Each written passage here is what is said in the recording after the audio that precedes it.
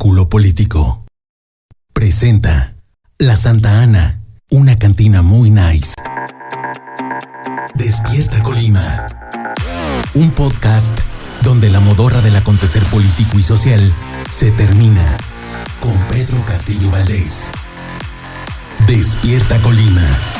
Bueno, ya estamos aquí en su podcast Despierta Colima. Estamos aquí con el diputado local Chuy Dueñas, un buen amigo, un joven talentoso que le gusta y que ha andado siempre metido en el tema de la política y que lo conozco desde hace mucho tiempo.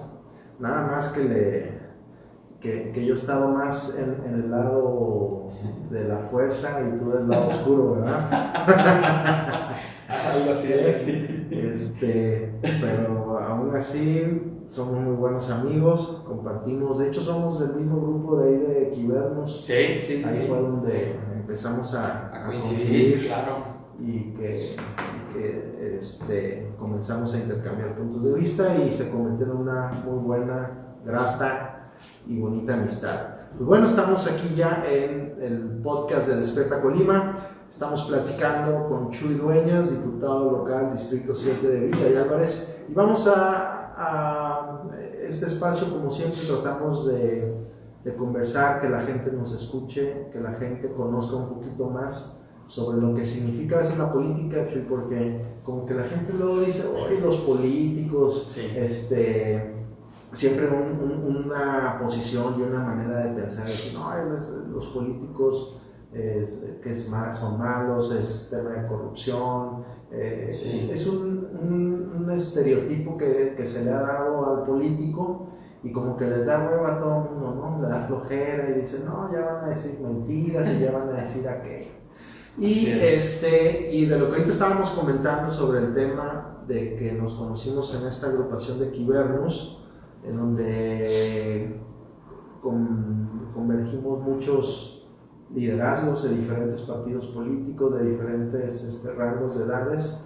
Creo que yo soy el más viejito ahorita, los más viejitos, pero ahí compartíamos y nos dábamos cuenta que dentro del ámbito político habemos personas que nos interesa hacer bien las cosas, ¿no? Claro. Que es algo que nos ha de alguna otra manera conjuntado y nos ha hecho coincidir, y que independientemente de los colores o gustos por partidos políticos que tenga cada quien, al final pues hay algo que nos unifica y nos une, que es hacer algo bien en pro de la sociedad, ¿no?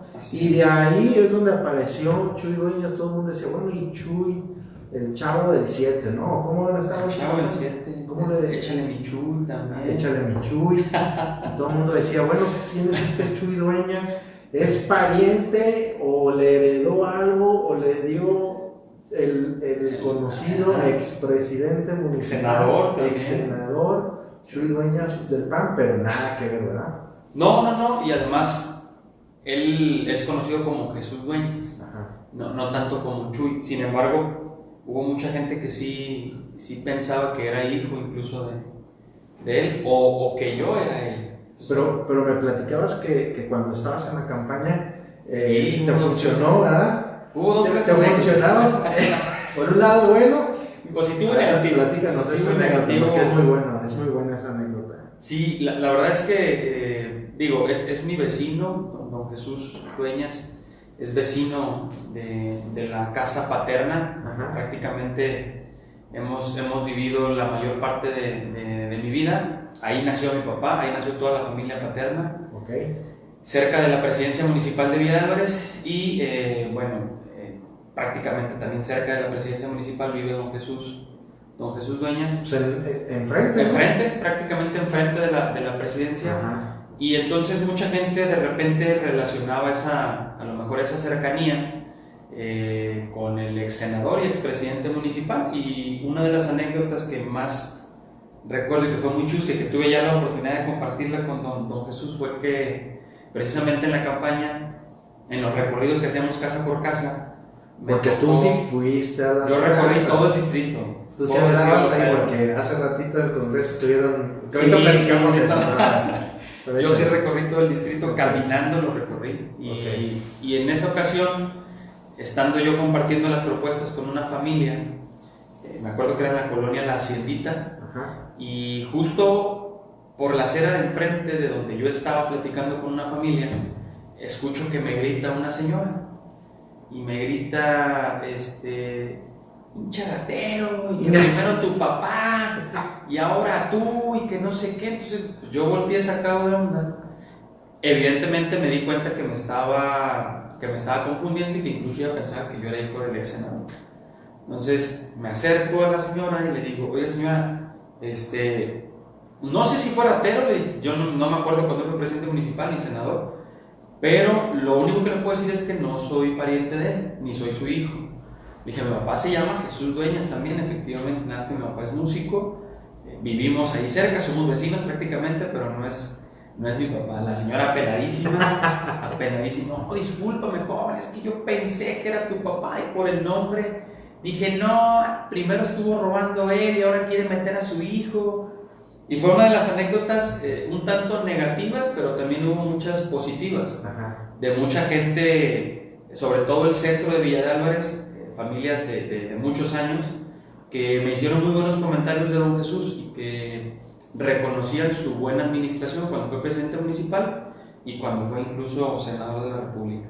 Entonces hubo de las dos, positivas y negativas. O sea, pero yo me acuerdo que me platicabas que decías, si la persona de aquí es del PAN, pues no le hace que piense que soy pariente de Chuy Dueñas, ¿verdad? Sí, también la verdad es que sí le pedí permiso. Porque sí estuvo medio complicado en esa parte a veces, ¿no? Porque como Sí, que la gente, sí. y más aquí en lugares como Colima, donde todo el mundo nos conocemos, donde las familias, incluso hay partidos políticos que en una familia la tienen en un partido y otra familia juega en otro partido.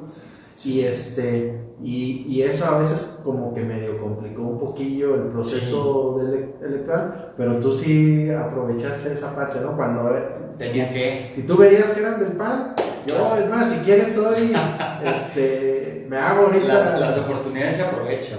Y yo, sí, cuando veía esa percepción positiva de la gente, claro, me adjudicaba el parentesco.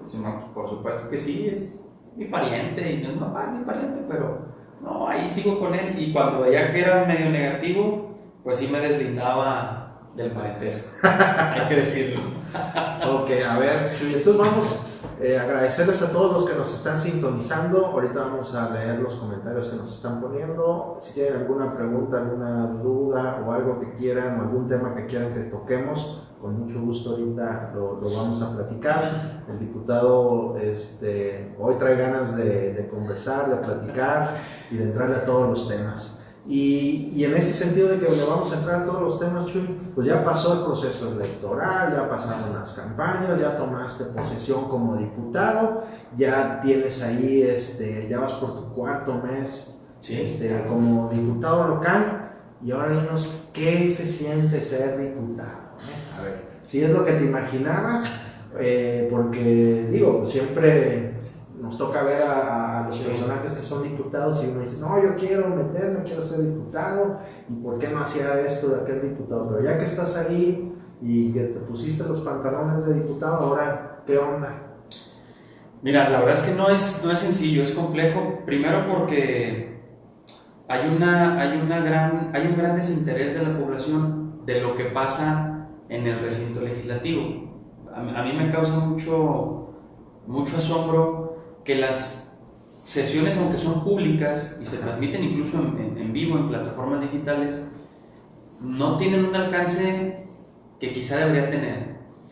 Y lo que he percibido, Pedro, es que mucha gente no le da el interés a lo mejor porque piensa que en el Congreso realmente no pasa nada importante, porque creen que el proceso legislativo o creen que los diputados realmente no generan nada de impacto en la sociedad lo que ahí se lleva a cabo, cuando es todo lo contrario. Ajá. Prácticamente en el Poder Legislativo pasa la mayor parte de cosas de suma importancia y que nos afectan o nos benefician a todos en el Estado. Y ese gran desinterés de la población a veces también te pega, te empieza a mermar un poquito, porque lo único que recibes es que la figura del diputado está muy desgastada.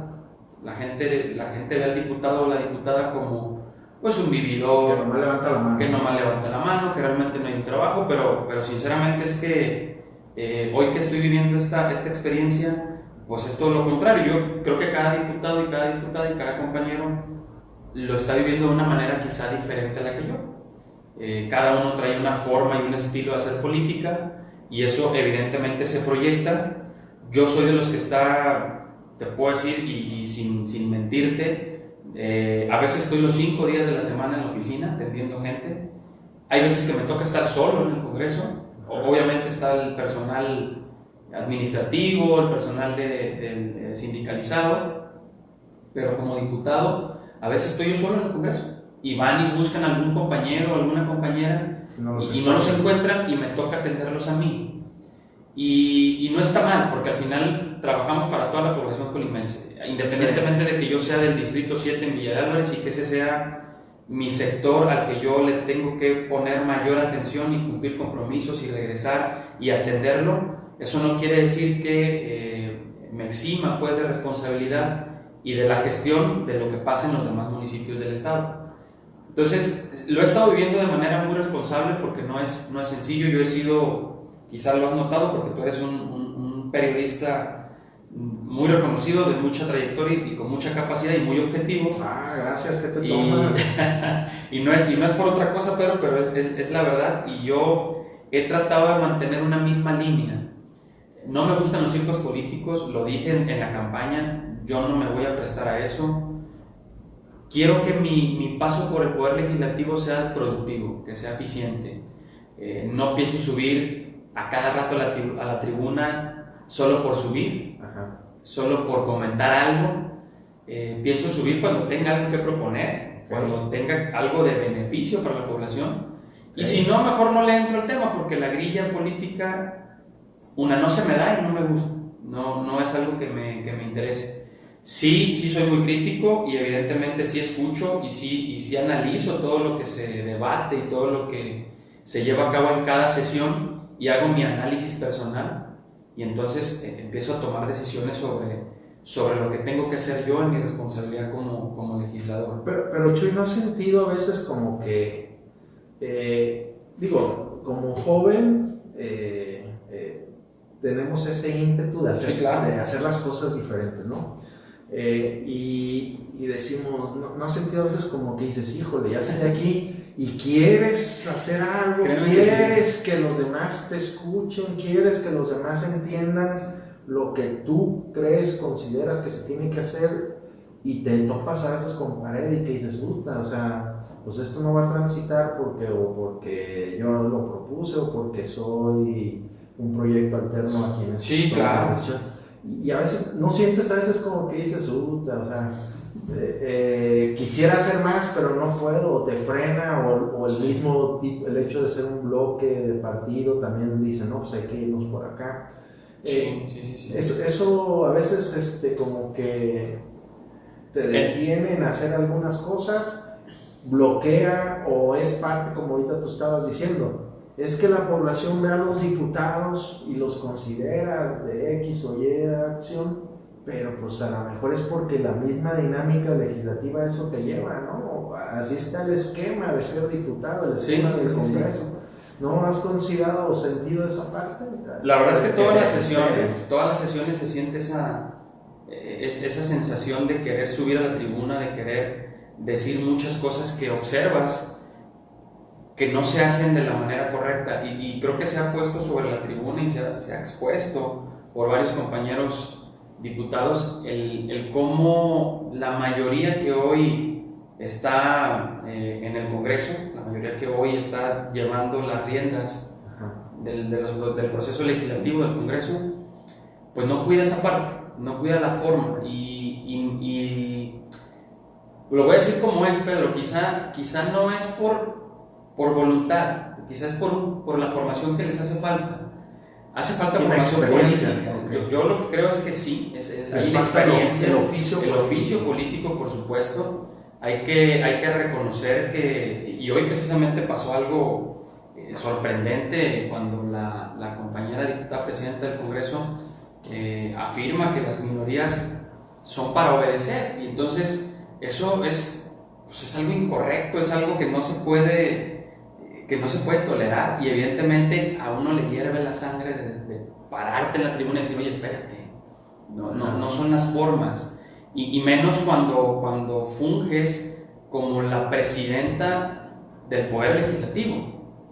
Ese es el tema, ¿no? Y que se supone que el Poder Legislativo es la representación exactamente, la representación y la voz del pueblo, ¿no? Que eso es lo que nosotros estamos tratando de llevar, y que hoy precisamente, y tengo que reconocer que hemos estado permeando un bloque en el que nos hemos entendido, en el que hemos generado y estamos construyendo un diálogo permanente, una oposición responsable, un diálogo constructivo en el que no nos importa el color ni de dónde venga una iniciativa que se presente en el pleno, sino que realmente sea de beneficio para la población. Así lo hemos hecho. Hemos votado muchísimas iniciativas de compañeras y compañeros de otras fracciones, específicamente de Morena. Pero ¿no crees que se vuelve un cliché? O sea, sí, que se vuelve un cliché decir, estamos trabajando por el beneficio del pueblo. Y creo que siempre hemos escuchado eso y todos lo dicen. Y se vuelve en una narrativa que la asumen todos, y cuando volteas a ver a la gente luego no lo entiende o no lo percibe o no lo siente como tal. Sí, totalmente. A eso yo te pregunto, o sea, entiendo la parte de lo que ahorita nos comentas, de la falta de oficios, la inexperiencia que puede haber en diferentes personajes que están en el Congreso, diferentes diputados o quienes toman decisiones. Esa se puede lograr entendible. Pero ¿cómo hacerle, Chuy, para que esa inexperiencia o esa circunstancia no termine convirtiéndose en la referencia del ejercicio de ser diputado o la representatividad, como ahorita tú bien decías, el Poder Legislativo es la casa del pueblo, es la representación del pueblo. O sea, ¿cómo hacerle, y en estos tiempos, ¿no?, donde en las redes sociales, si bien nos acerca a todo el mundo de manera más rápida, más directa, pero también nos genera muchísima desinformación, sí, claro, cosas. Pero ¿cómo hacerle o cambiar esa percepción para que cuando la gente te escuche, como ahorita dices, estoy trabajando en favor de la gente, y la gente diga, no, sí es cierto? O sea, ¿cómo hacerlo, cómo reflejarlo, o hacia dónde crees, o qué crees que es lo que necesitaríamos cambiar, o también qué tendría que hacer la sociedad, ¿no? Porque también luego decimos que todo le corresponde al político, pero... Totalmente, y por eso lo decía, de dar una corresponsabilidad, y creo que de ahí parte todo, pero yo sinceramente, y lo comenté desde un inicio en la legislatura, de hecho a la legislatura se le denominó Legislatura de las Juventudes, y yo siempre lo dije, creo que tenemos una gran oportunidad para cambiar el chip, independientemente de la ideología política que cada uno traemos. Hoy la oportunidad es histórica, estamos en el Congreso en su mayoría personas jóvenes que entiendo venimos con otra idea de hacer política, entiendo que venimos con otra dinámica de darle resultados a la población, y que ese es el ímpetu que traemos como ADN de la política cada uno, cada quien con su ideología, pero que al momento en el que llegas a la tribuna, en el momento que llegas al recinto legislativo, pareciera ser que se olvida, y pareciera ser que se deja de lado y regresas a la misma práctica, y me parece que eso es lo que la gente realmente es lo que menos espera de nosotros, y yo lo he venido diciendo, y cómo se tiene que traducir en una corresponsabilidad donde la gente se empiece a interesar más en lo que pasa en el Poder Legislativo, en lo que pasa en el recinto, pero donde nosotros también seamos enérgicos, seamos determinados en subir, en proponer, en darle la voz a la población que nos dio la confianza para llegar a donde estamos. Y no solo eso, no solo es presente una iniciativa y creo que es buena, y entonces no me la votaron y pues ya, yo ya cumplí con mi chamba, ¿no? Y no te la votaron porque eres de un partido político. Y a mí ya me está pasando. Yo presenté una iniciativa de reforma a la ley de discapacidad en el Estado. Ajá. Lo hice porque precisamente venía de una función, venía de ser director del INCODIS. Conozco perfectamente qué le duele al instituto, lo que hacía falta para que pueda operar de mejor manera esta institución. Sobre eso va la reforma que presenté, fortalecer al INCODIS, que tenga la herramienta y tenga la capacidad para poder actuar y poder hacer valer y respetar los derechos de la población con discapacidad. Pues prácticamente van a ser 2 meses y la siguen analizando. ¿Pero por qué crees que no la quieren? Yo he tratado de hacerlo con oficio político, cuidando las formas, y pido la información a quien preside la comisión y le solicito el apoyo a la presidenta de la mesa directiva, y no termino de entender pues qué tanto le analizan. ¿Pero tú por qué crees que sea? O sea, porque eres de otro partido. Evidentemente porque la propone un diputado que no es de Morena, que la propone un diputado que no es de los aliados de Morena, y entonces lo que pasa es deja que se analice, ¿no? Un tema de celo político. Por supuesto, y lo peor es de que en el discurso se sigue diciendo que estamos a favor del pueblo y que estamos a favor de la población. La verdad es que a veces parece y se muestra dentro del Poder Legislativo, en esta burbuja, Ajá. una incongruencia tan grande que es evidente y que la población lo sabe. Y creo que lo peor que podemos hacer es creer que la gente allá afuera no está evaluando el trabajo que estamos haciendo. La gente está pendiente de lo que estamos haciendo y sabe perfectamente qué diputado y qué diputada va a las sesiones, qué está proponiendo, cómo se conduce fuera, qué es lo que está haciendo realmente en el distrito donde le corresponde, donde se supone fue y pidió el voto y donde la gente le dio la confianza. Yo te puedo decir que he estado atendiendo gente de otros municipios que ni siquiera son de mi distrito, y te hablo de Tecomán, y te hablo de Armería, y te hablo de Manzanillo, que me están diciendo, oye, pues parece que acá no tenemos diputado. Se les pierde su Se les pierde. Entonces digo, creo que no es lo correcto, creo que hoy tenemos una gran oportunidad para cambiar la forma de hacer política. Se le ha denominado, y repito, legislatura de las juventudes. Pues hay que hacer valer que realmente hay capacidad en el Congreso, hay que llevar el nivel del Poder Legislativo pues a otro nivel, a donde la gente realmente vea traducido en beneficios y que no sea lo mismo o peor de la legislatura pasada. Sí, porque en ese sentido que lo planteas, para que la sociedad pueda participar, se sienta representada y tenga ese interés de ser tomado en cuenta en el Poder Legislativo. El Poder Legislativo, ahorita, como tú nos dices, actúa bajo consigna, bajo disposición o estado de ánimo del partido político, en este caso Morena, que lo controla, y determina si sí o si no pasa una iniciativa o no pasa otra iniciativa.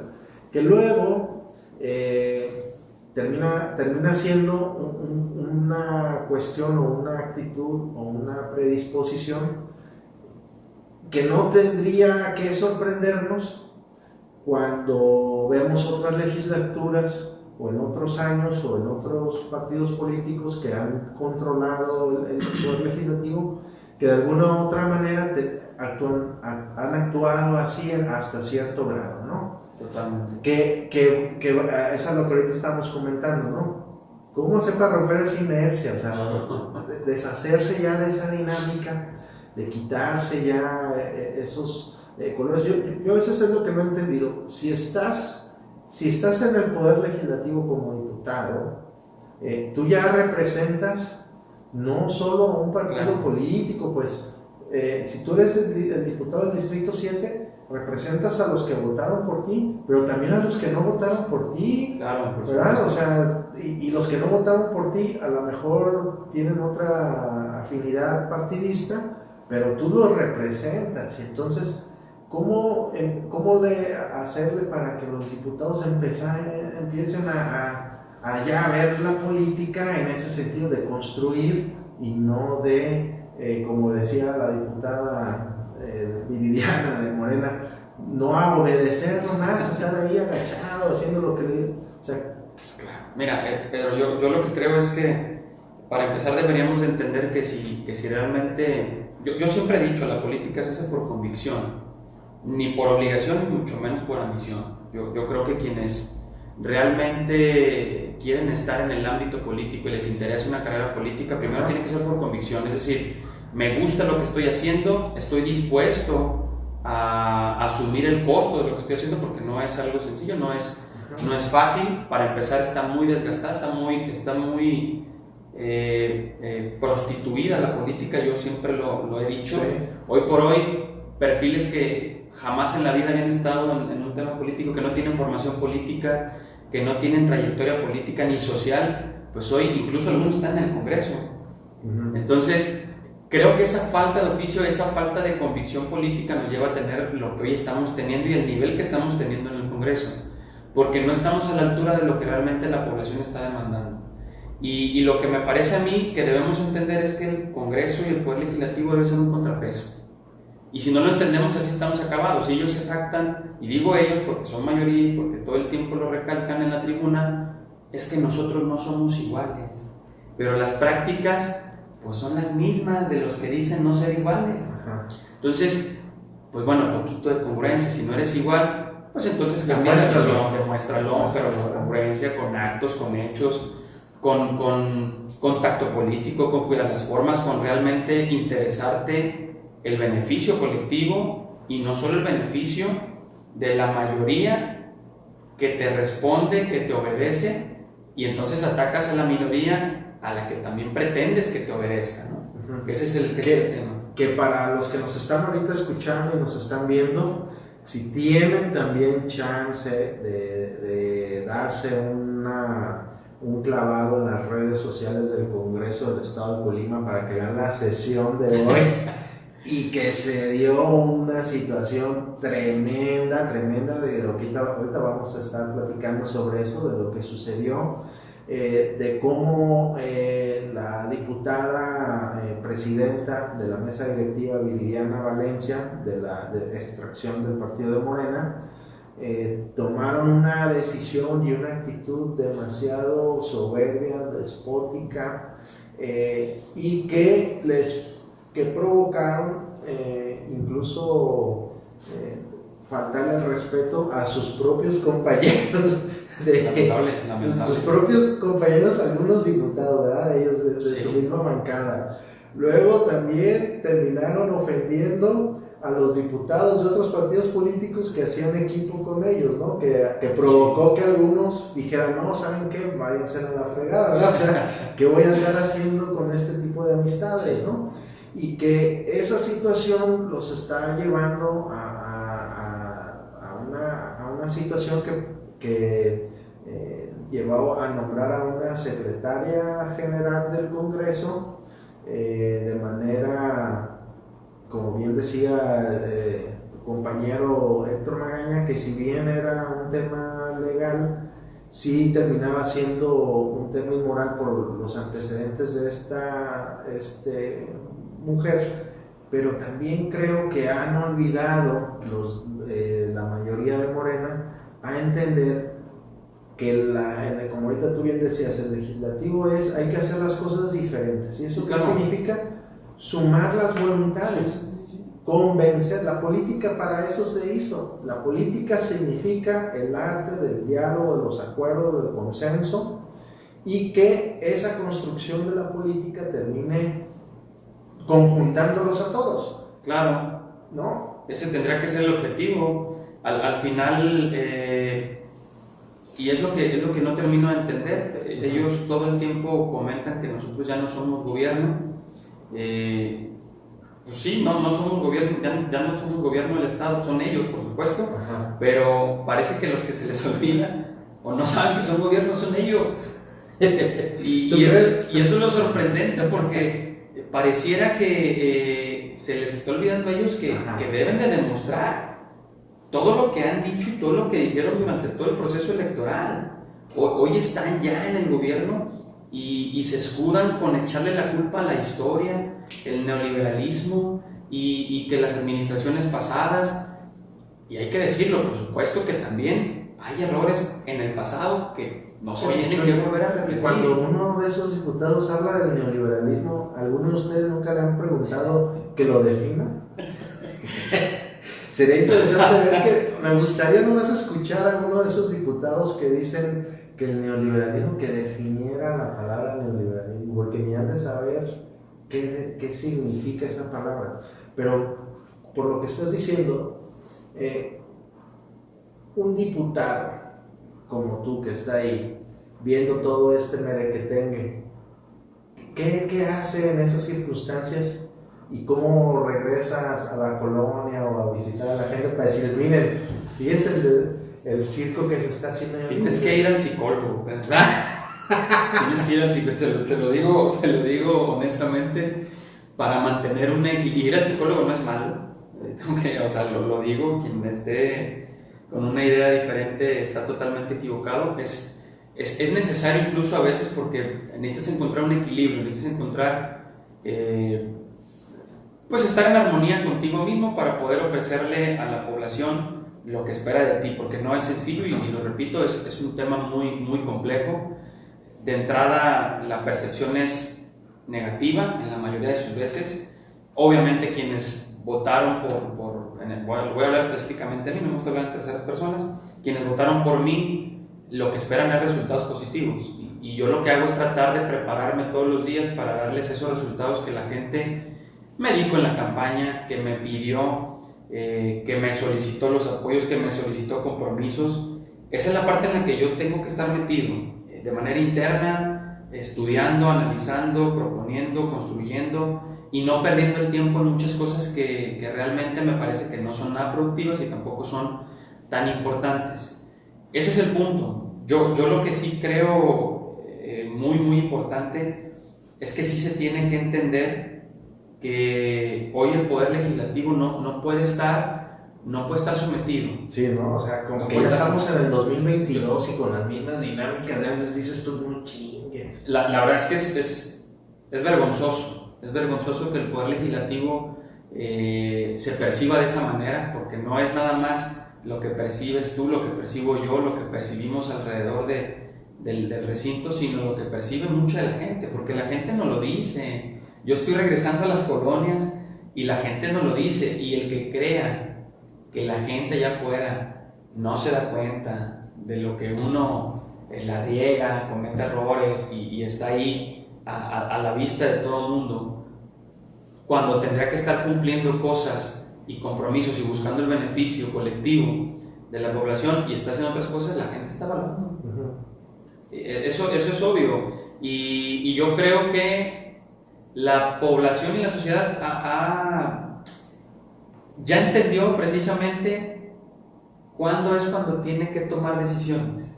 O sea, nos deja, denle, suéltense. Y el día de la elección, tras. Y esa es la realidad. Hoy por hoy la gente analiza. Yo creo que sí hubo, y voy a hablar del tema específicamente de nosotros como partido, yo creo que sí hubo un voto de castigo. Hay que ser honestos, hay que reconocerlo también. Ajá. Hay que reconocer que sí hubo muchos errores que se cometieron, que sí hubo muchos perfiles y hubo muchos políticos que dañaron la imagen de una institución partidista, de un instituto político. Pero también hay quienes, y lo dije yo hace poco, también hay quienes tenemos más de 11 años militando en el partido y que en cada responsabilidad que hemos tenido hemos tratado de hacer las cosas de manera positiva, congruente, abonándole, porque esa es mi función dentro del PRI. Tratar de seguir lo que mis documentos dentro del partido me enseñaron, lo que la formación política que yo he venido forjando me ha generado condiciones, y sobre todo mantener una congruencia con la población. Eso es lo que la gente espera. Y es difícil, ¿no, Chuy? O sea, me imagino, como ahorita decíamos, estamos en pleno 2022. Y entonces muchos que ahorita tienen su credencial de elector y que pueden ir a votar o decidir por fulanito o perenganito voy a votar, muchos no les ha tocado vivir condiciones políticas que a nosotros nos tocó en otras épocas, ¿no? Y entonces termina siendo una condición que para mí en lo personal se vuelve un poco complicado porque se vuelve un tema simplista, tan sencillo de decir, que el verde, el rojo, el azul, el morado y todos ponerlos en el mismo costal, como ahorita tú decías. Bueno, es que no puedes ponerlos a todos en el mismo costal. Ha cambiado tanto la forma de hacer política en nuestro país, ha cambiado tanto la dinámica propia de la política en nuestro país, que si bien los mecanismos para acceder por ejemplo, tú ahora que fuiste candidato del PRI, hace 10, 15 años era imposible ser candidato como tú pudiste ser candidato. Es más, en aquellas épocas se peleaban a fregadazos. Sí. Tanto en todos los partidos, estoy hablando no solo del PRI, también del PAN, todos peleando los espacios para que a los jóvenes le dieran la chance de ser candidato. Sí. Y ahora les tocó a ustedes ser, como tú en tu caso fuiste candidato. Y fíjate, es un dato curioso que habría que analizar, como tú ahorita decías, es la legislatura de los jóvenes, ¿no? Pero yo creo que también como que es el tiempo de los jóvenes, porque los ven como con una imagen distinta, ¿no? Ya no los catalogan como el político tradicional, que eso también les lleva a ustedes una gran responsabilidad. Claro. Yo lo decía en la otra ocasión, a ver, tenemos una de las gobernadoras más jóvenes en la historia, ¿verdad? De las más jóvenes en el país. Están ustedes como diputados, estás tú, está Héctor Magaña, está Miguel Galindo, está Lizy Moreno, está Fernanda Salazar, de jóvenes. Fernanda Salazar, ¿quién más está? Kate Castillo, Isamar está. Isamar, está Viridiana.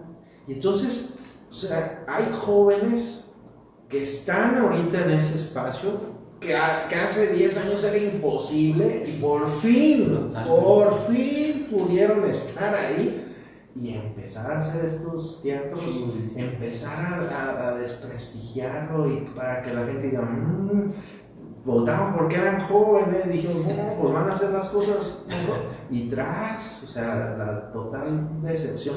Y es lo complicado que les toca, porque, a ver, el día de mañana, pues van a decir, a ver, si Chuy votamos por él porque es joven, independientemente del partido, pero es un joven que votamos por él y no hace bien su chamba, pues los que van a asumir el costo van a ser los demás jóvenes que quieran también participar.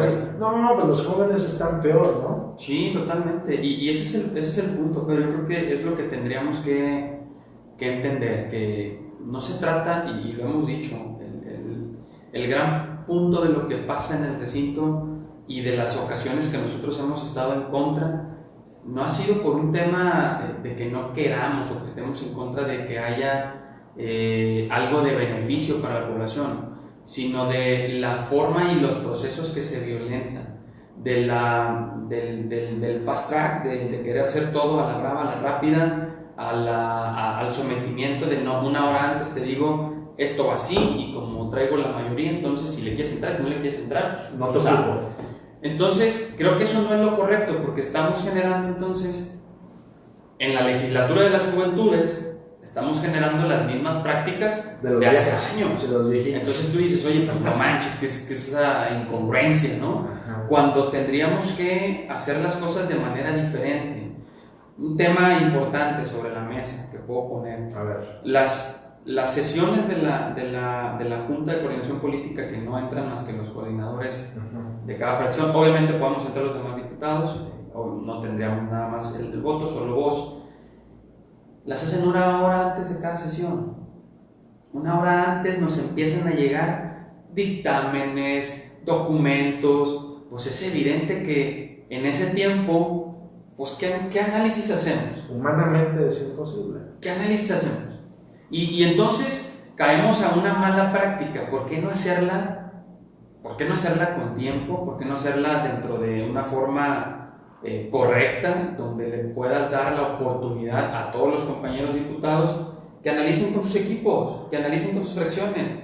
Ah, mira, es buena, está bien, no hay nada negativo, la iniciativa que sea y del partido que sea, de la fracción que sea, pero que realmente haya un trabajo legislativo. Al final eso es lo que espera la gente de nosotros. Yo siempre he dicho, la verdad es que estamos llevando la legislatura a un nivel muy pobre, y lo tengo que decir porque la gente eso percibe solamente gritos, falta de respeto en el recinto. Bueno, ahí ha sido muy atacado un compañero porque sube a tribuna con sombrero, porque no respeta el recinto. Esos son los comentarios que yo he leído de la gente en las publicaciones que llegan a ser y donde sale presente este compañero diputado.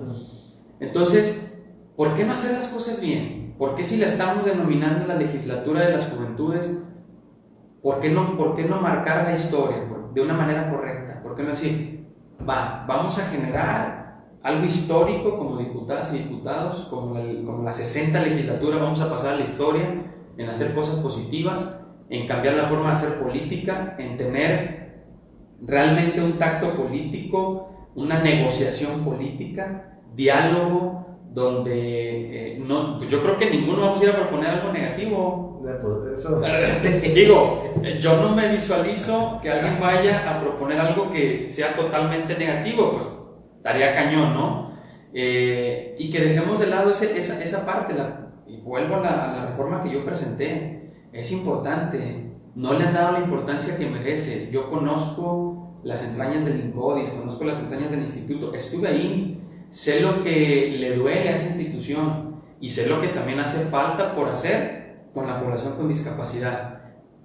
Pero en esta idea errónea de decir, yo te doy una beca de 2,400 pesos y entonces tú, persona con discapacidad, con eso resuelve tu vida. No, pues está cañón. No es la solución. No, es que no es la solución porque sí, a lo mejor te doy una pensión de 2,400 pesos o no sé cuánto sea, la verdad, pero resulta de que la persona, el medicamento que consume por ataques epilépticos, fenobarbital, y una persona de Tecomán que durante todo el tiempo que estuvo en el INCODIS le teníamos que comprar porque en las instituciones públicas no le daban ese medicamento, un medicamento que costaba casi 1,000 pesos y que lo tenía que tomar cada mes, o sea, todo el mes, se le acababa su frasco, le duraba un mes prácticamente. Una persona de escasos recursos, con discapacidad, con secuelas de parálisis cerebral, tenía que tomar medicamento, no había, y hoy por hoy lo que te doy es una pensión para que tú resuelvas tu vida, y con eso decir, es que ya estamos atendiendo a la población con discapacidad. No, pues es que no es lo correcto. Por eso yo, en la reforma que presenté, precisamente es darle la facultad al INCODIS para que a través de un comité de vigilancia pueda revisar, pueda sancionar a instituciones públicas, pero también a la institución privada, a la sociedad, cuando se cometa una falta ante los derechos de una persona con discapacidad. Okay. Y me parece que eso es solamente uno de los factores que incluimos en la reforma, y me parece que es sumamente importante. Hoy subió el compañero Julio Cano a proponer también una modificación a la ley de turismo, me parece, donde él está pidiendo que sean accesibles las zonas turísticas. Me parece muy buena la iniciativa, me parece muy, muy importante. Hace falta también en ese sector, no solo en el turismo, hace falta hablar de la población con discapacidad en el tema de su sexualidad. Es un tabú, es un cliché, o sea, la gente piensa que la población con discapacidad no tiene derecho a una vida sexual. Ajá. Y les prohíben y les coartan sus derechos sexuales, y esa parte también es la que estamos llevando al poder legislativo, reconociéndoles y respetándoles sus derechos a esta población. Okay. Esa es la parte. Entonces, qué chingón sería que saliera la iniciativa de Julio, que es muy buena, que yo sé que va a salir más pronto que la mía, seguramente, pero qué padre sería que también le dieran a la reforma que yo presenté, le dieran el interés que merece, porque es también el fortalecimiento de las instituciones. Y ahí la reforma va prácticamente a fortalecer a una institución que es el INCODIS y que es el ente rector de la política pública en discapacidad en el Estado. Y es que la idea es de fortalecer las instituciones, porque los representantes populares, diputados, presidentes, gobernadores, senadores, son transitorios. O sea, tú vas a estar diputado 3 años, si te vuelven a reelegir vas a estar otros 3. Hay algunos presidentes que están 3 años, otros lo reeligen, un gobernador nomás está 6 años. Y lo que va a quedar por siempre son las instituciones. Así y es. si no hacemos un país fortalecido en el tema de las instituciones, es por ende que no vamos a poder tener condiciones adecuadas para estos sectores, como el que tú estás hablando ahorita de capacidades diferentes, pero también lo vas a ver en las instituciones de otras áreas, ¿no? Y acabas de dar en el clavo, Pedro, perdón que te interrumpa, Claro. acabas de dar en el clavo. El tema no es yo le estoy dando un beneficio a la población, es fortalecer instituciones públicas a través de las leyes para que en el momento en el que yo ya no esté como diputado, pues por lo menos pueda irme con la satisfacción de decir, hoy en esta institución le están atendiendo a este sector de la población, que es importante. Ese es el punto. Sí, porque, a ver, ahorita tú diste un ejemplo muy, muy interesante que lo podemos traducir a otros sectores, pero por ejemplo, vamos a decir, le vamos a dar un recurso, le vamos a dar en su mano 2.500 pesos, 3.000 o 4.000 pesos a cada persona con capacidades diferentes de nuestro estado, un padrón, y ya para que se resuelva su problemática. Es algo muy similar a lo que estamos viendo en otros casos, por ejemplo, de las becas de estudiantes, las becas para los ninis, becas para adultos mayores. Entonces, consideran, hay personas o gobiernos que consideran que una política pública es darle el dinero a la persona y que con eso ya se resuelve. Cuando hace unos días un reconocido salubrista a nivel nacional acaba de presentar un libro donde hace referencia del problema del abasto de medicamentos en el país a partir de la llegada del gobierno de López Obrador. Y hacía referencia, no voy a decir ahorita porque si no se van a echar los chairos encima contra los fifís, ahorita nos vamos a agarrar. Ahorita no voy a hablar del tema, pero voy a tomar como referencia un ejemplo del sistema de salud en Gran Bretaña o Inglaterra. ¿Sí has ido para allá o no? Yo tampoco he ido para allá, pero aunque tengo algunas amigas y amigos que les gusta ir para allá con botas, fíjate, andar en botas en el campo. Pero para hablar sobre el caso de Inglaterra, si una persona, fíjate, más para que nos demos una idea del esquema de medicamentos en Inglaterra.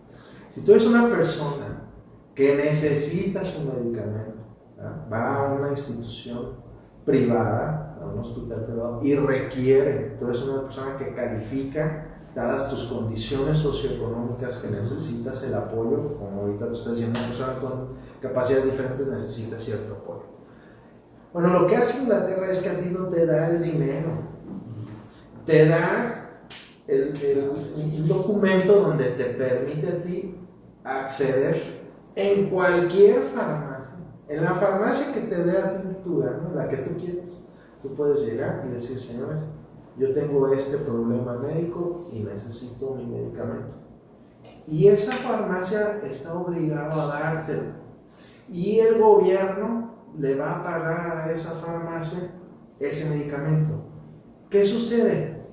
El recurso público destinado para eso pues no se usa en otra cosa más que no para lo que es. Totalmente. ¿Y qué hace ese gobierno? Fortalece ese sistema, ese sistema para ellos de salud y para asegurarle el medicamento a las personas.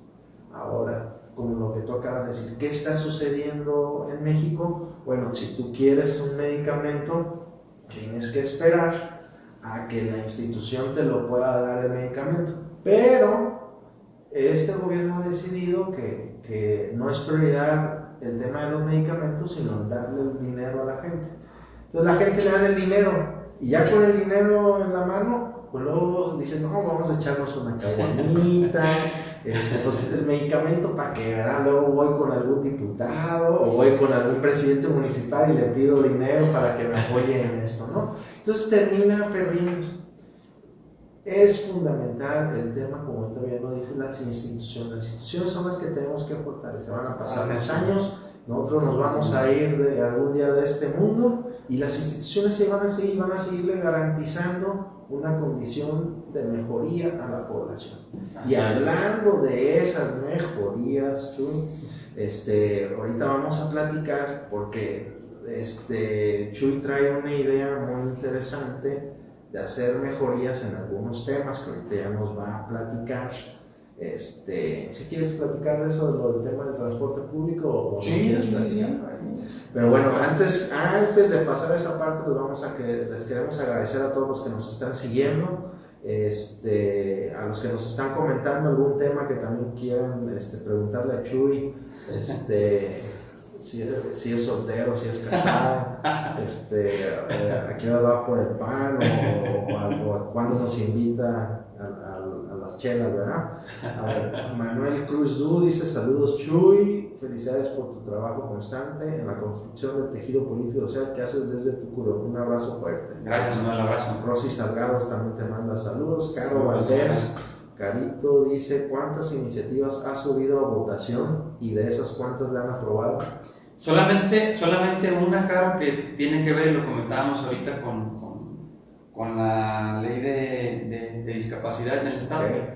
Es la única. Dentro de la agenda legislativa está está contemplado el sector de la población con discapacidad, las mujeres, las personas mayores, la salud mental infantil, jóvenes y vivienda, que esa es prácticamente la propuesta que nosotros llevamos en la campaña y es lo que estaremos trabajando durante los 3 años que estemos en el Congreso. Ok. Fernando Reina, saludos a Chuy Dueñas, hay que seguir trabajar duro por la ciudadanía de Colima, seguir echando ganas, ánimos. Gracias, Rosy Cisneros, diputado, platícanos qué es Chuy desde la curul. Gracias Fer, gracias Rosy. Chuy desde la curul, pues es una loquera que se nos ocurrió después de cada sesión hacer un en vivo en la página de Facebook. Ajá. Y poder compartir lo más importante de la sesión con la población. Digo, reiterando y regresando al tema de la corresponsabilidad del ciudadano también, de enterarse de lo que pasa en el recinto legislativo. Entonces, evidentemente hay muchas personas que por el horario de la sesión pues no pueden ver las sesiones. Ajá. Y lo que tratamos de hacer con esto con Chuy desde la curul es pues un breve resumen en un muy corto tiempo de enterarle a la población qué pasó en la sesión, que fue como lo más relevante, como un tipo noticiero, ¿no? Ah, ok. Algo así. Y de esta recién sesión. Va a estar bueno, Yadira Larios, gracias por sintonizarnos. Como la diputada electa por Tecomán participó para diputada sin tener sus últimos años viviendo en Tecomán. ¿Cómo logró la residencia de Tecomán si tiene años viviendo en Colima? Desde ahí tremenda corrupción. Pues ahí quién sabe, la diputada Viridiana, pues es que estuvo ella como coordinadora del programa Jóvenes Construyendo el Futuro durante 3 años antes de participar como candidata a diputada local. Lo que sí, Pedro, digo, toda la población debe saber que puede solicitar información de cada uno de los diputados ante la unidad de transparencia. De mí ya solicitaron. Hubo por ahí un colectivo ahí que pidió pues, cuál era mi productividad en el Congreso y toda esta parte, entonces se le dio respuesta obviamente. Si tienes casa blanca, si tienes casa de bienestar, si me casé con una millonaria. Oye, a mí que me presentan una millonaria de esas. Pero bueno, entonces igual sería interesante si tienes como esa inquietud poder. Ok, saludos de Yadira Larios, Rafael Pérez Vila, Cristian Castillo, Alejandra Madrid. Saludos, diputado, excelente labor. Saludos al vecino y tocayo, dice Armando Ramírez. Mi buen vecino y tocayo también, un joven muy activo. Órale. Muy activo en la política. Saludos a a este Armando. Son los mensajes que yo se alcanzan, no sé si hay alguno. No. Okay. Entonces, vamos ahorita a platicar porque ya, mira, nos estamos extendiendo muchísimo, pero es que está buena la chorcha. Pero sí sería interesante hablar sobre este tema del que estábamos la otra vez tú y yo platicando, del transporte público. Es uno de los problemas que han aquejado a esta zona conurbada, ¿no? Colima y Villa de Álvarez. Digo, yo hace muchos años, pues nos acordamos que la separación entre Colima y Villa de Álvarez, había todavía brechas y espacios así solitarios. Había espacios solitarios donde ahí se iban la raza a conbeber.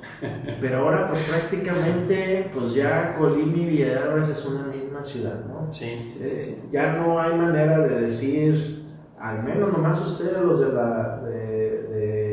del centro de la villa, que se sienten cortados, diferentes a todos los demás, pero pues prácticamente que se sienten los dueños de las tradiciones de la villa y que nadie les puede decir a ustedes del centro. Sobre todo los del centro. Los son del centro, hombre, son los dueños de Villa de Álvarez.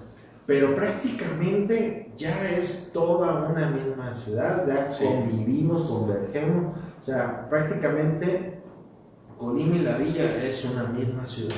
Y existe y sigue persistiéndose este problemático del tema del transporte público. ¿Qué es lo que has podido tú visualizar, que te toca andar ahí en la rebatinga? Mira, Pedro, fíjate que es un tema bien importante y lo platicamos con anterioridad tú y yo. Y me parece que quienes utilizamos el transporte público, yo lo utilicé mucho tiempo, sobre todo cuando estuve en la prepa, en la secu, sobre todo en la preparatoria, que es donde más se utiliza el transporte público. Yo lo que puedo percibir es que de esa fecha, que estoy hablando del 2015, Ajá. más o menos, entre 2013 y 2015, perdón, el transporte público para mí no ha cambiado absolutamente nada. No. O sea, es más, ni las unidades. No, es lo mismo. Ese es el gran problema y es lo principal. Creo que tenemos un transporte público muy desgastado, muy obsoleto, que sigue dando un servicio por inercia, pero que también está olvidado, y hay que decirlo, está olvidado por muchas administraciones pasadas y por la actual también, porque no ha habido tampoco, incluso ni siquiera se ha vislumbrado la intención de poder mejorar el transporte público. Yo creo que el transporte público como tal es una de las caras principales de un gobierno. La mayor parte de la población utiliza este medio de transporte y hoy por hoy lo que puedo decir es que las unidades siguen siendo las mismas, en malas condiciones. La tarifa creo que tiene casi 10 años que no cambia. Y obviamente esto le afecta también al concesionario. ¿Por qué? Porque ante la falta de apoyo del Estado, pues solamente recae todo el compromiso como tal y el gasto como tal entre el usuario y el concesionario. Ajá. Y el Estado pues simplemente se vuelve un espectador y un... Que nomás pone las reglas. Exactamente. Y solamente te exigen, ¿no? Y creo que también es momento de empezar a trabajar de manera integral en un nuevo sistema de transporte colectivo, un nuevo sistema de transporte urbano, sobre todo en la zona conurbada, que es donde nos vamos a enfocar nosotros, Colima y Villa de Álvarez. Y me parece que esa parte es esencial, donde vamos a lograr y vamos a empezar nos vamos a subir a las rutas nuevamente. Vamos a vivir de viva voz lo que la gente vive todos los días. Esa falta a veces de que la ruta no entra a mi colonia, sí, o entra muy pocas veces. Ok, ¿por qué no entra? Ajá. Primero, ¿por qué no entra? ¿Qué capacidad tienen los concesionarios? ¿Cuántas unidades están activas? ¿Cuántos turnos tienen? ¿Cuántos choferes están trabajando por turno? ¿qué tiene que hacer un chofer? Cosas muy, muy básicas, Pedro. ¿Qué tiene que hacer un chofer si en tu margen, en tu periodo de trabajo, que son 8 horas o a veces más, pues cómo desayunas, dónde vas al baño, dónde te paras? No hay módulos. Sí, ¿verdad? No hay espacios donde No hay. puedan... Y lo único que vemos es que el Estado le exige al transporte público, pero no le apoya. Y me parece que esa es la parte que nosotros tenemos que empezar a entender, y lo platicábamos la ocasión pasada, donde lo ideal sería un sistema de transporte público tripartita, ¿no? Donde le entre el Estado, le entre el concesionario y le entre, por supuesto, también el usuario. Sí, porque ahorita veía un comentario que hacía Fernando Reina, que va en ese sentido lo que acabas de comentar. Dice Fernando: a razón que se eficientice el transporte público, se podrá ir dejando de usar tanto el transporte particular, unidades con aire acondicionado y con horarios bien definidos. Y va en ese sentido, o sea, lo que acabas de decir ahí, como bien dices, diste en el clavo. A ver, nosotros como usuarios queremos un buen servicio, Claro. pero luego queremos pagar una tarifa de cuarta. No del cuarto gobierno, de la cuarta transformación. No me malinterpreten, los que no se van a enojar. O sea, no queremos pagar tarifa. Oye, 8 pesos, no, que baja 5 pesos. Y entonces, como usuarios no queremos pagar tarifas. Pero también, como ahorita tú bien decías, la tarifa la absorbe el transportista y el usuario nada más. Claro. Sí. O sea, lo que cuesta para el concesionario, el dar el servicio, sacar por lo menos los gastos de dar el servicio. Claro. Pagarle al chofer, pagar la gasolina, las reparaciones, las llantas, lo que tenga que ser, más su ganancia, ¿verdad? Porque al final de cuentas es un negocio el tema de la concesión. Y entonces, ahí la tarifa, pues la pagan nosotros como usuarios, ¿no?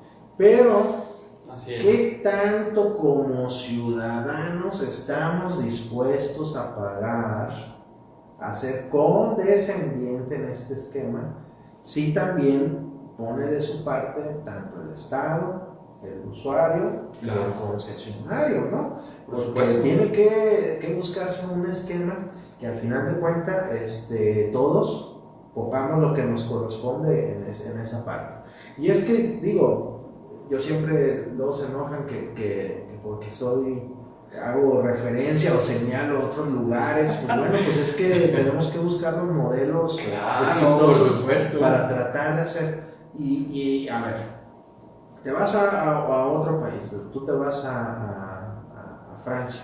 Francia, de que tiene un sistema de transporte de primera, pues también los precios de los del transporte no es muy barato. Pero bueno, tienes ¿qué llevas con ello? La comodidad de subirte al transporte, claro. Como ahorita bien decía aquí Fernando, con horarios bien definidos, por supuesto. Yo pago, pero también exijo, pero entonces hay que pagar el servicio. Pero ¿qué está otro ejemplo que podemos tomar? El caso de la Ciudad de México. En la Ciudad de México hay un metro, por ejemplo, y entonces en el metro paga la gente 5 pesos, 10 pesos, y luego la gente se empezó a enojar porque le estaban aumentando el precio al boleto del metro. Pero a diferencia de lo que podemos encontrar en nuestro caso, en nuestro sistema de transporte, que son los camiones, sí. En el Distrito Federal, el gobierno le invierte en la construcción de los metros, ¿verdad? Sí. La línea 12, ¿quién la hizo? La hizo el GRAF. Entonces, como tú bien dices, tiene que el Estado entrar.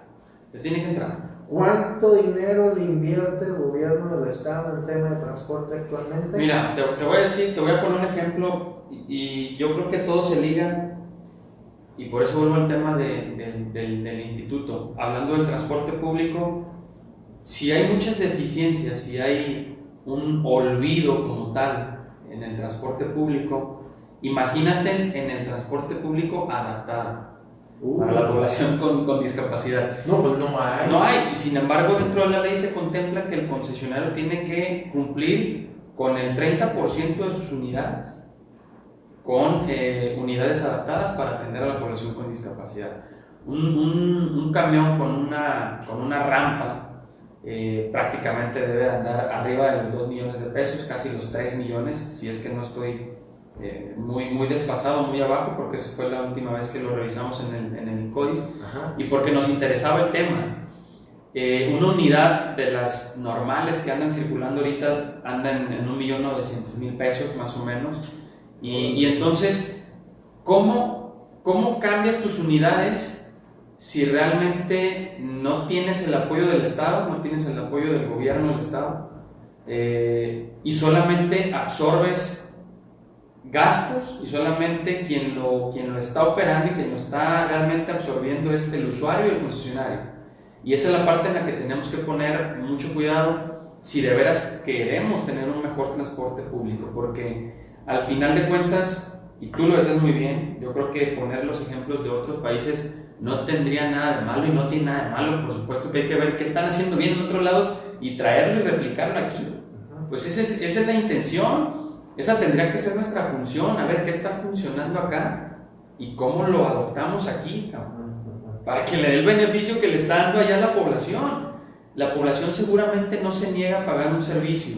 Si es bueno, Si es de bueno. calidad. Se Claro. niega y reniega porque el servicio, porque la unidad está en mal estado, porque quizá la capacidad de los choferes en este momento, y por la pandemia también seguramente Sí. hubo alguna situación ahí con los concesionarios, con los trabajadores, y seguramente tuvieron que hacer algunos ajustes.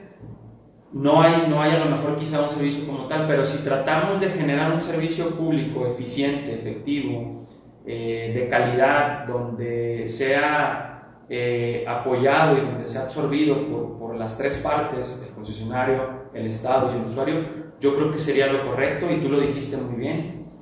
Tendríamos que transitar hacia eso para vida de que tengamos realmente un mejor sistema de transporte público. Y ahora hay otra cosa que también tendríamos que tomar en cuenta, que ahí le tienen que entrar los alcaldes en acondicionar, como ahorita tú bien dices, las vialidades, los espacios de transporte para donde la gente...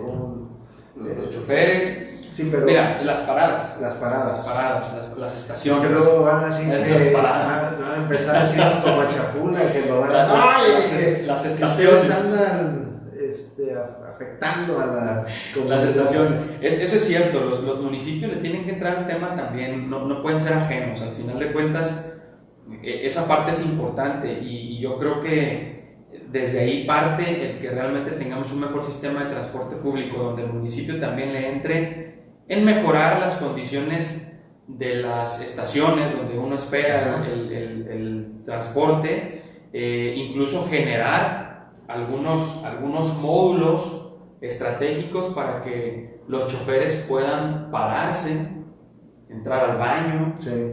O sea, ese tipo de cosas que no se piensan tampoco en el trabajador. Ajá. Entonces yo te exijo, pero pues sabrá Dios si un día antes se comió algo y le cayó mal, imagínate, ya están Claro, chambeando así. claro. Y entonces, pues, ¿dónde me paro? Ya renegaste porque me paré en una gasolinera, porque me paré en un Oxxo a entrar al baño.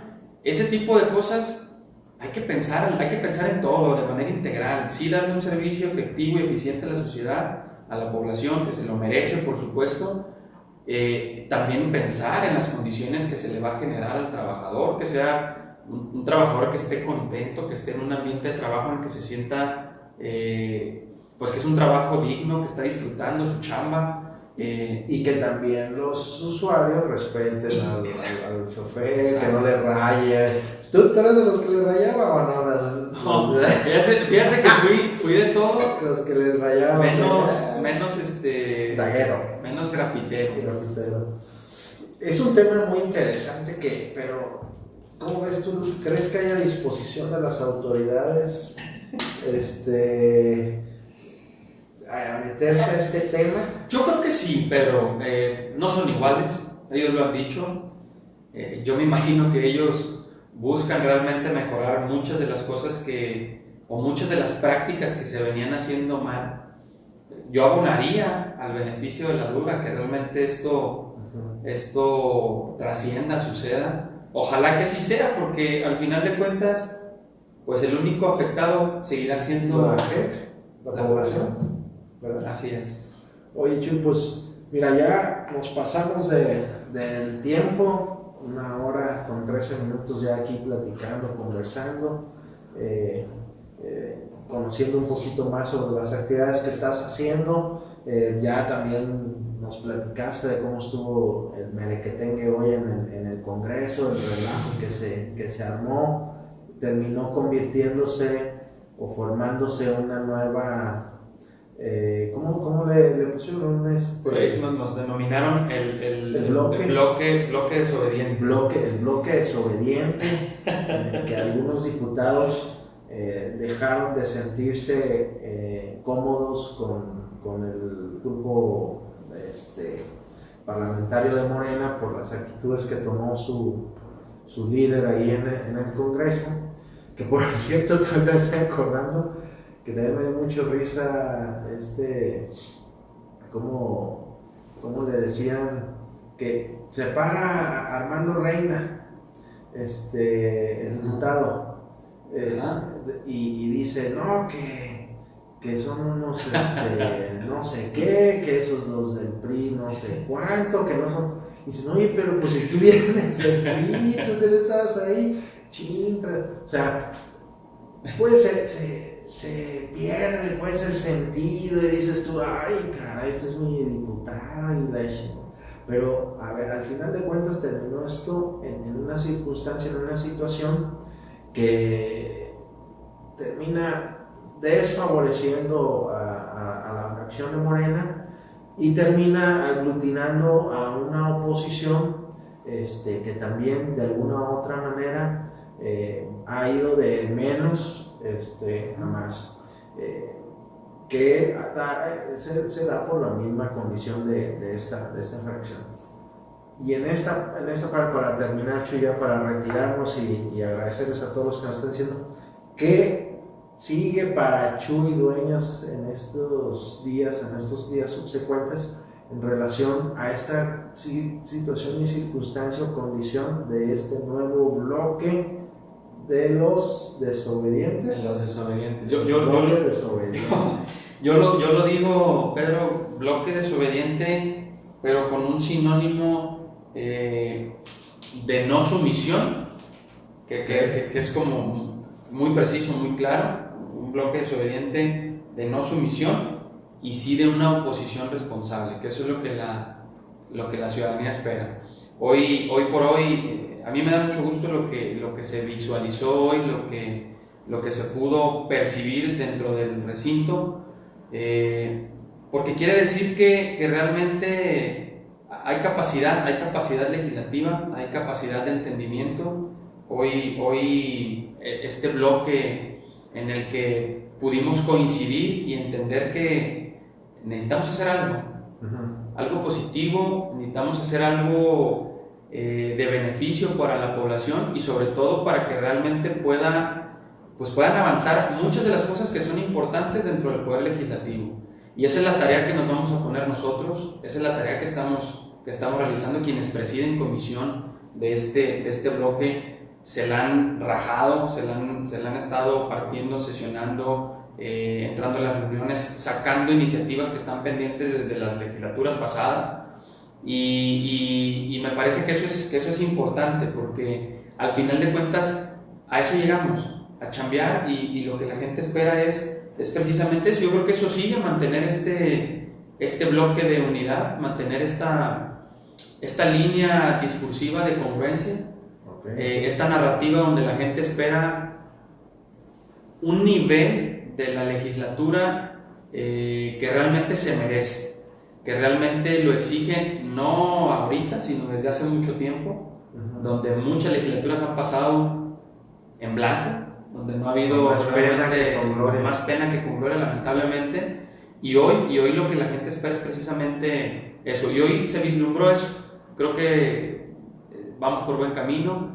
Este bloque desobediente, yo creo que más que desobediente, y lo digo así, es un bloque con mucha responsabilidad, donde sabremos dialogar, donde sabremos trabajar de manera en equipo, por el beneficio colectivo de la población.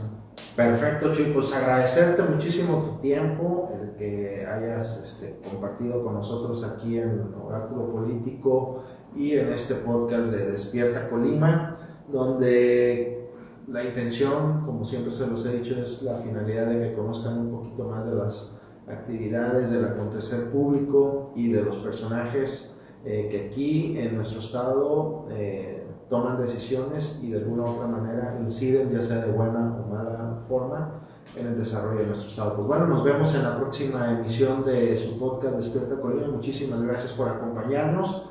Como siempre les digo, yo no es aquí como peluche en el estuche de que hace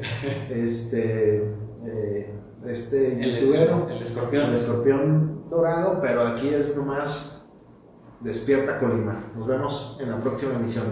Gracias.